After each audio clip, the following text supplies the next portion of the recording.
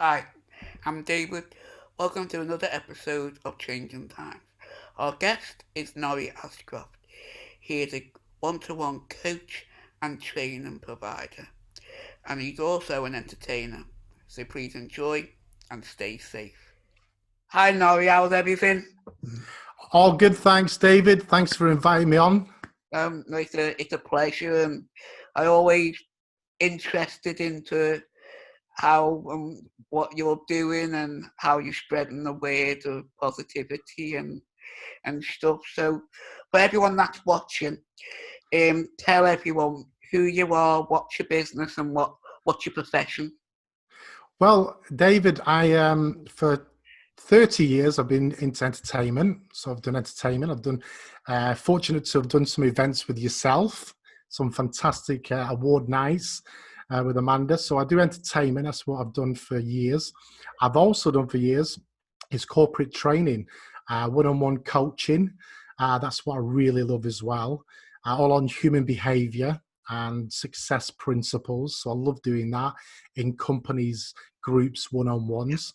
And to be honest, the main passion that I have, I use both of those to help fund a project I call the Mad Challenge, which is to provide every school in the UK, over 30,000, it's a big goal, with a free training program online to train teachers on bullying.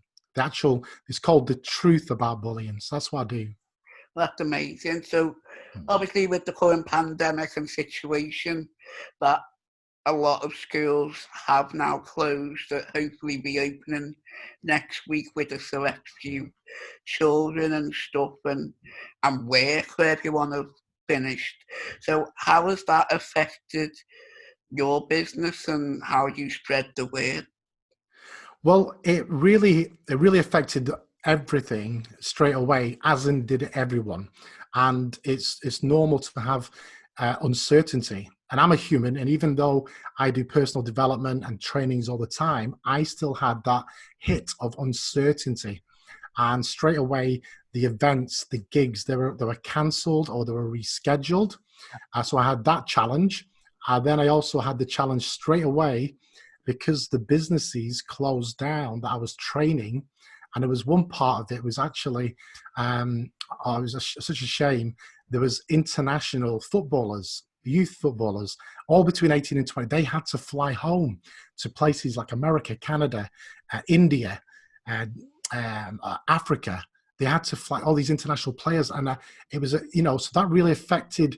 Now, obviously, I'm going to say it affected income because the income just stopped, like it did most people, and then it had a knock-on effect with the goal which I have to do in 2020 for all the schools. It had a knock-on effect on that one. That was the one that I was actually more concerned about Yeah, because, and it's not that I'm being flippant. It's not that I've got lots of money. It's an equation that I've always used, and I use it in my trainings. It's called E plus R equals O, and E stands for the event. The R stands for response. How you respond to the event equals O, your outcome. So I realized because of I've done it so often, I just processed it and I realized you can't, it's like the weather. You can't control the weather. You can blame it as much as you want. You can blame anything as much as you want, but you can't change the weather. So this pandemic was here. I processed it very quickly. My concern was more for the people that I was serving. And and obviously these international lads, I felt for them because they had to go home and we were building up a connection for their future, which was important. But also, as you know, with events, I had most of my events are private events. So these people had booked me like a year in advance. There was weddings, special birthdays. So my process was stop thinking of myself because that does yourself no good in your mind. It just makes you feel worse. We create stress, anxiety. We create the problem, really. That's how it works. But I won't go into that. So one of the ways of dealing with it was to genuinely serve the others. So I was straight on to people, reassuring them that don't worry. They were asking, oh, what we're going to do? Do we have to pay deposits? You're going to be out of work and that. And yes, that's true. but that wasn't my mind. Again, the event, the weather, we couldn't change it. This pandemic's happened. That's it. It is what it is. C plus R equals O. So I just served them. And I find that great for my mental health. It reassured them, David. But also, guess what? It's a win-win, because a lot of the clients were like, well, can we rebook you? And they came straight back.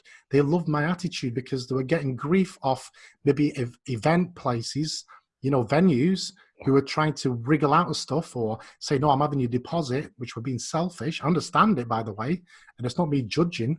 But the way I've done it, we've rescheduled, and I guarantee those people, I've helped them feel better, more certain, and they will pass that on to other people and say, hey, that guy, Norry, that guy, Lionel, guess what? He never flipped out about it. He never tried this and tried that. He actually reassured me. And that was great. It's people, it's your attitude towards the situation, and Yeah. people react positively on the response that they get, and you've certainly you got that by the sound of it. So have you had to change anything? Obviously you've got the entertainment side, which is not happening at the moment. But obviously with all your coaching and obviously with the school bullying, even though the schools aren't open, I suppose the teachers and head teachers have got more time to look at projects that are out there that could benefit them and reaching out to them. So have you been able to change the way because there's more time now? Yeah, well, actually, it's the situation has created. If I want a different outcome, I'd change the response. Come back to that. And what it did was, I found using Zoom. I was using Zoom and doing trainings online. Anyway, they went through the roof. So the other side of the entertainment business just stopped, which is fine. The other side, I've actually been doing a lot more online. I think we went 8 nights in a row with some live trainings just last week. 8 nights in a row, bang, bang, bang. So we've been doing more of that, which again has been great. A lot of people have been doing that. But getting to the school one, which is my main passion, most of the schools are actually still open, but they're just on skeleton staff. A lot of the staff are going in because the key workers, kids and stuff. And obviously, what happens is they get bombarded. They get bombarded with information, trainings, programs, etc. So I have different ways that I'm going to supply these free. We don't charge your schools. There's a couple of reasons for that, and it was all part of the bigger plan. We were just looking at people to throw £10 in. That was the big challenge. £10 to pay the costs to give it them, because there is costs to send letters and emails, etc., and the system. So it was basically the cost, and that was just sharing through awareness. And we've got up to 1,208 schools up until this weekend. And I felt that when this pandemic hit, I knew straight away this is going to affect a lot of the charities. And I'm actually, I'm on a lot of boards for charities, and stuff. So I knew it was going to hit them. And I didn't feel appropriate to keep, because we'd never asked anybody to supply or sponsor a school. We just put awareness and attract them. So that is what hit me, because I knew that, one, I didn't have the income coming in to help support it. That was part of the goal. But I now didn't have the goal of spreading it out around the UK, because we did all the Foul Coast, to get just a few parents, one parent from every school, £10. That was the idea. It would take time to spread out, but that would pay for itself. That got knocked on the head. And that was the challenge.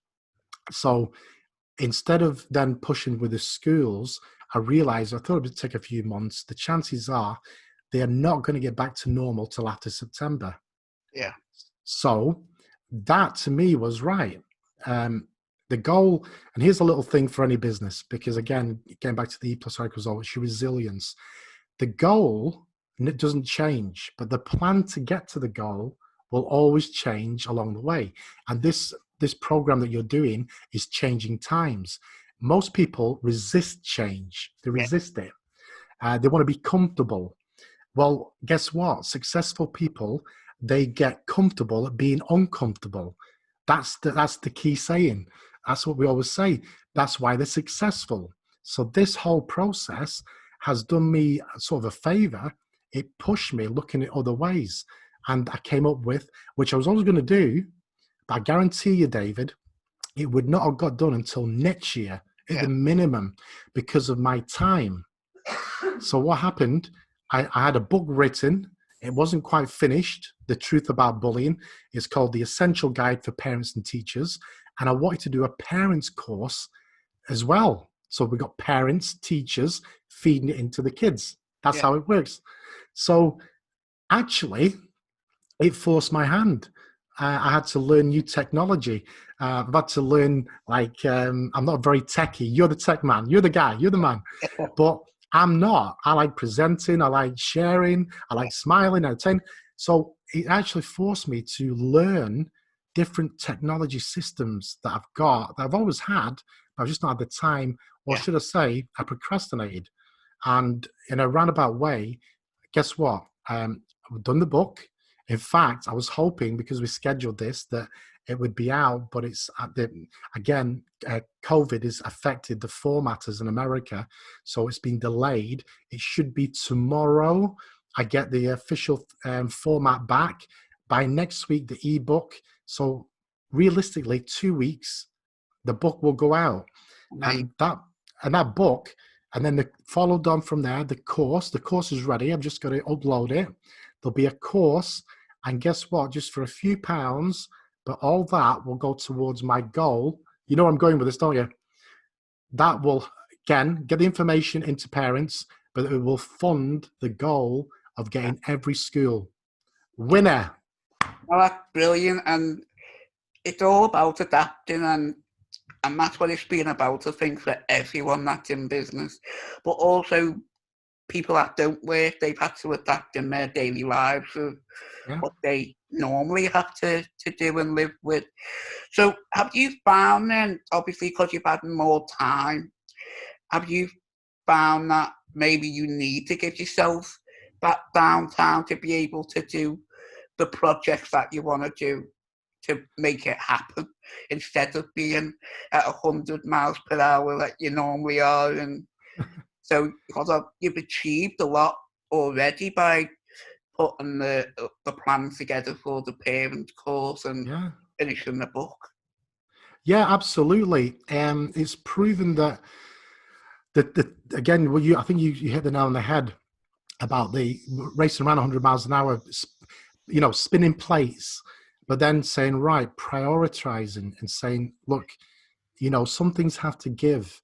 And a lot of it's in the comfort zone, because obviously I've had to pay bills. I've got bills to pay like everybody else. So I've been doing the last few years because I'm not just started this. I've been doing this for the bullying process for like 10 years, helping parents, etc. But I always had that little comfort zone of, well, I've got to earn an income, so I'll just do a little bit as I can.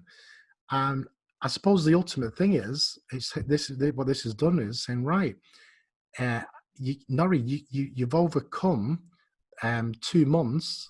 It's over 2 months, but over 2 months of income, 2.5 months. It's going to get to 3 or 4. You've gone over that with no income. So guess what? Just get the job done. Go through it, because we will bounce back. It'll bounce back. You can't change it. Remember, it's happened. So we're not in a pity party. So what it has done, it's been a massive positive of getting this done, David, and the motivator for me is, unfortunately, the last 2 years, because when I first started with all the bullying and mental health with children, there was no figures for teenage suicides. Yeah. There was no record. It was an estimate. There was an estimate from the NSPCC and some other organizations, and it's only been the last few years that they've actually recorded it with children, and with children from as young as 9 years old, 8 and 9, through to teenagers. There was like another 200. I think it was 218 last year. The mental health can't cope. So what it's done is it's forced the issue, and that's why I'm smiling, because a lot of people will be looking at doom and gloom. And here's a great saying for everybody that's watching this and yourself. I've known this for years, but it's the first time that I've had to really use it, because most of my challenges, Yeah. they've been emotional, but I've got over them. This has been different. And here's the saying, David. Look at it, and I've done this so many times with people, individuals, and stuff since the pandemic. Stop saying, "What has this done to me?" Because everyone's saying, "Oh, what it's done to me. Oh my goodness, David, I've lost all my income. I've got no money coming in. I can't pay this. I've had to get rid of Sky, whatever, blah, blah," which is true. And I feel for them. It's normal. But they're focused on, what has this done to me? Instead of saying that, say, what is this doing for me? Yeah. What's this situation, this pandemic? What is it doing for me? Well, guess what it's doing for everybody, because everybody's going through it. I know everyone's going through different levels, but we're all going through this pandemic. So what's it doing for me? So get some of the viewers, start asking yourself, well, what is it doing for me? At first they'll say nothing. It's doing nothing for me, nothing good. It's just all rubbish. But if they actually just keep saying it, but if it was doing something for you, what could that be? Yeah. And I did this with someone, and they went, well, what's it doing for? Well, it's making me manage my money better. Okay, write that down. What else? What else is this doing for you? And actually, by the end of it, the person's going, Norry, it's making me grow. It's making me grow as a person, grow in my mind. By the way, it's made me upskill. This person's done some training because they need to upskill, because they might not go, there might not be a job for them to go back to. So guess what it's made them do? What's this done for me? Well, I've upskilled. Maybe I'm going to have a new career. Maybe I'm going to have, for instance, I'd love to just have time with you, David, about technical stuff and that, video editing, all that video stuff. I love it, but I don't know how I do it. So there's all that upskilling that I could do in my spare time, or I could sit around moping. So there, I encourage people to start saying to themselves, what has this done for me? Well, guess what? In a few years, you will go through a challenge, because life throws challenges. You're going to go through a challenge, and you're going to go, I can get through this. I've got resilience. You know why I got resilience? Because in 2020, I went through the pandemic, the COVID-19, and I came out of it stronger. I came out of it with more resilience. So guess what, life? I'm going to get through this situation in blah, blah years. So that's it. That's a perfect example, I think, of how someone's attitude should be. And with your coaching and stuff, you always said that you've always done stuff online and stuff, but it's more so now.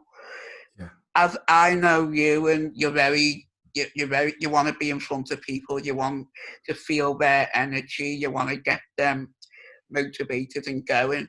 But do you feel doing it online a lot more is getting more people on board, because we are at home, it's better of a way, we've got nothing else to do. Do you feel you might carry that on a lot more with the online stuff rather than going out? And also, are you going to be more cautious about going to places and where you're going to be surrounding yourself with? Yeah, it's a good couple of questions, actually, because before this all happened, I was getting myself comfortable at being uncomfortable, because I love live events. Yeah. I love it when I do trainings in the company trainings, because I feed off an audience. And the best way I can explain it is that I had this years ago, doing live gigs, and then I was on radio. I was a radio presenter for so many years, and it was weird because there was no live audience. You were just talking to a microphone, and it was one of those where I didn't feel really comfortable as Norry. But my character that I do, the character I do, Lionel Vinyl, that was easy. It was easy doing radio, just in character. It was fun. It was great. But it took time. At first it was uncomfortable.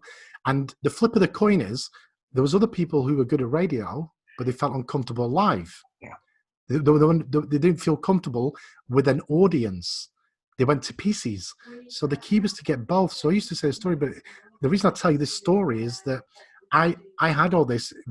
Every one of the viewers of this including you and I and every viewer, in our subconscious, there's a memory. There's a memory of something that we were uncomfortable with, millions of them, and we overcame it. So before this happened, the pandemic, I was doing a lot of Facebook Lives in private groups. And at first, I just didn't, I just don't like it because there's nobody there. But like anything, I told myself, don't stop, don't give up. You don't, you know, be active, take massive action, imperfect action. Imperfect. You don't have to be perfect. And what'll happen is you'll get your natural flow. So I just started doing that. And I'm glad you asked me because I still have some videos to do to finish off with the course. And I'm redoing, it's actually made me redo because I've looked back at the ones I did for teachers online and I'm cringing. I'm cringing going, oh no, it's just not good. So I'm actually going to redo them all. There's a couple of hours involved doing it, but I'm going to redo them all while I've got this time, this downtime, ready for September. But I encourage anybody, don't be scared of technology. What's the worst that can happen? You don't get it right, but guess what? You couldn't brush your teeth right at first. You couldn't even dress yourself, people. I tell people, you couldn't even dress yourself properly when you were younger and you were a kid. Now look at you, blah, blah.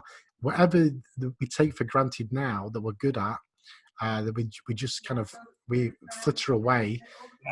At one time, we weren't comfortable. And that's why I love the challenges. And I get myself, I get frustrated like everyone else. And my wife, Heather, I'll say, I've just spent 3 hours on these trainings and I still don't know what I'm doing. And then I just play with it and I get better. And next thing you know, and I get this big fulfillment of making a thumbnail for YouTube, literally, because I don't even know how to do those, David. And I did a bunch of them in advance and they probably don't look that great to a lot of people. But to me, I couldn't have done that a week ago. No. So that sort of answers that first part. The second part, cautious going into the live ones again.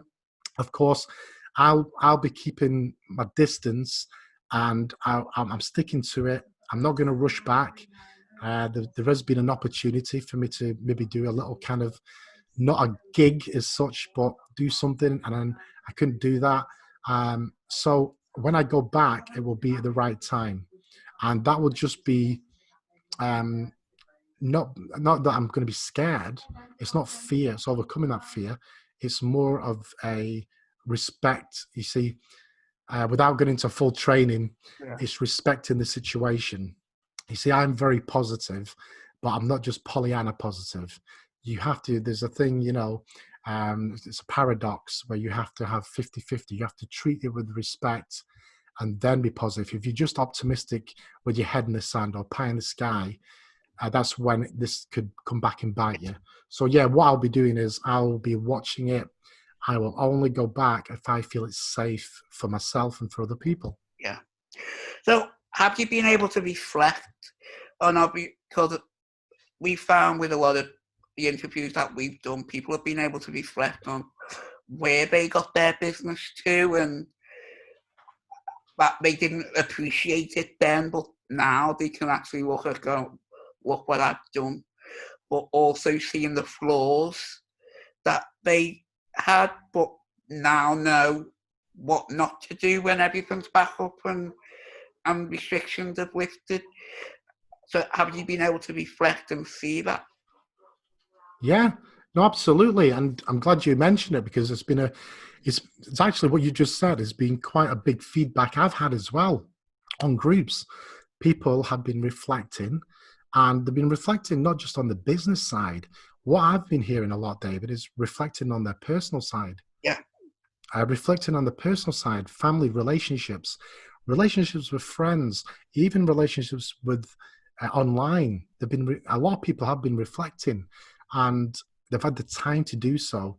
So whereas before, when everyone's busy, 100 miles an hour, and they're all in their own little model of the world, and they see things, whether it's social media, TV, or in business, and especially in business, and what they do is you're that busy, you don't notice, because how the brain works, it's got an RTA, a reticular articulating system. It's called an RTA, but basically it filters out bits of information. So people will notice, and they'll be noticing things where they sort of, so for instance, somebody was on about a business issue and said, I didn't see that coming. Well, there's things called yellow alerts. And when we tracked back and I showed them, and I said, hang on a minute, I said, that little bit there. Oh yeah, but I didn't think anything of it at the time. And now people are reflecting, going, it's so obvious. Like you said, it's quite liberating. Yeah. As long as the key here is, as long as they don't beat themselves up. They don't beat themselves up. And if anyone's watching this that has been, listen, we're all human. We don't like to acknowledge, or definitely not share with others, that we've screwed up. I'll tell you now, I've screwed up loads of times. And you know what? I'm glad I did, because otherwise I wouldn't be growing. And I want to screw up. I want to screw up even more. And I'll come back on any time, David, for an interview, and I'll tell you all the things that have failed along the way to success, because I don't mind admitting it. Because guess what? We're all human, and everyone has that. So if a few flaws have come up, don't beat yourself up. Just realize that, hey, Norry and David have those flaws as well. It might be a different story, but we have those flaws. We all have flaws. And that's why I say, don't worry, take imperfect action. Yeah. That's the main thing. If you're not taking action, anyone listening to this now, and this is me getting really positive, the tough love's coming out now. I do this, I'm like a smiling assassin. I smile, but I'm telling you with love, the tough truth. If you're not taking any action towards helping yourself get ready, prepared for coming out of this, then that is a response. Taking no action is a response. And if in 6 months, 12 months, you're not in the position you want to be mentally, business-wise, relationships, that has been because you haven't implemented action now. Upskill, there's loads out there. YouTube, there's loads of information. Be careful which one, but there's lots out there, great information that can help you. There's a training on everything. Well, that's it. And it's one of those situations where people have got a lot of resources that they can reach. So for everyone that is watching and feels motivated and inspired by what you've said, how can they find you? Where can they get you to help them? Right. Well, the easiest way is actually through social media. I would give the website, but because of all this, what I've just said to you about the course, I've been changing the website around. So at the moment, it's basically Facebook. There's a couple of pages. And in fact, I didn't know about what to share with you, because I'm not actually taking clients on, because I have this other stuff to get back to. But I am giving a lot of great information because I'm genuine with people. It's free. So if they go into Facebook, there's a couple of pages. There's Norry Ascroft / True Potential. That's a page. It's free. It has quotes on. It's a nice smiley, quotes, etc. And then if they want to, they can have access. It's all online on Facebook. It's called Take Back Control of Your Life in 14 Days with Norry Ascroft. So I know it's a long title, but if they put in Take Back Control of Your Life with Norry Ascroft, it will come up. And that, I've done it twice now. I think there's about 9, there's nearly 1,000 in that group that we've helped. And it has access. The videos are still there. So anybody watching this can jump on. They can watch it at their own time, so they can do it quicker. They can do it a few days. But there's also a free workbook they can download. Free. No catch, no email address. It's purely something I did for people on social media that I knew. And it was only meant to be for maximum. I was doing it for 50 people, David. And it just jumped. I had to close it off at 300, and then more people wanted. So I opened it up again and did it because of this pandemic as well. So there, information for free. Take back control of your life in 14 days. It goes through the workbook with my videos, and they're only short. It'll explain what I mentioned at the start of this interview, E + R = O. And I guarantee you, if they look at that, they will. If they implement it, they have to implement it. That's the catch. You have to do the work. I can't do it for them. If they do the work, the breakthroughs we've had just from that have been fantastic. That's amazing. And if there was one final message, one little thing that you wanted to get across right now, what would that be? That's a tough one because there's only one. The main thing I think I've already probably discussed. I'm trying to think of what would be the main one. The main one is here's the main one. Here is the main one. Ready? And it includes with E plus R equals O the mental health, because you can always get a business, relationship, etc., etc. You can always get those back. And this is about change, changing times, because a lot of people resist it. If you resist change, you're going to end up like Kodak, Blockbuster, Woolworths. But that's okay in business. I want to talk to your viewers about their mental health.